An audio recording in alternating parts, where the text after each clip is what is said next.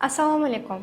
Bugun siz bilan bo'g'imdagi og'riqlar, suyaklar mo'rtlashuvi, harakat cheklovlari va yallig'lanish jarayonlari haqida gaplashamiz.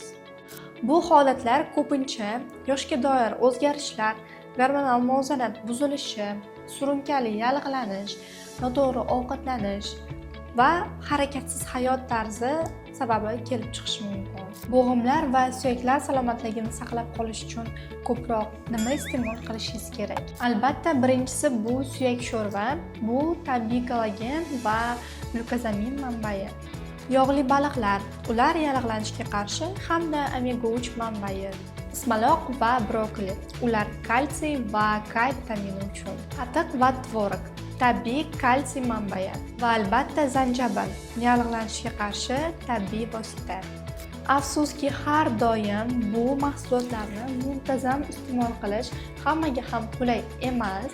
Shu sababli biz sizga Durabon preparatimizni tavsiya etamiz. Bu bo'g'im va suyaklar salomatligi uchun kerakli moddalarning qulay va albatta samarali to'plami. Durabon bu suyak va bo'g'imlar salomatligini tiklash va mustahkamlashga mo'ljallangan zamonaviy Hundred Protector hisoblanadi. Durabon Turkiyada ishlab chiqarilgan hamda halol sertifikatga ega preparat hisoblanadi va albatta tarkibi uchun tabiiy vositalardan foydalanilgan. Preparatimiz suyak va bo'g'imlar og'rig'ini kamaytiradi, harakat hajmini oshiradi, suyak va to'g'aylarni mustahkamlaydi, yallig'lanish jarayonini sekinlashtiradi va yoshi katta insonlar, albatta sportchilar uchun ham ayni muddao preparat.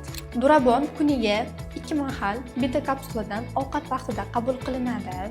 Kursimiz muddati esa 1 oydan 3 oygacha. Agar zarurat tug'ilsa, shifokor tavsiyasiga ko'ra kurs yana qaytalanishi mumkin. Batafsil ma'lumot va buyurtma uchun damaq.uz saytimizga tashrif buyuring. Sog'lig'ingizni asrang, videoga like bosing, tanishlaringizga yuborib qo'ying va albatta kanalimizga obuna bo'lishni unutmang. Ko'rishguncha!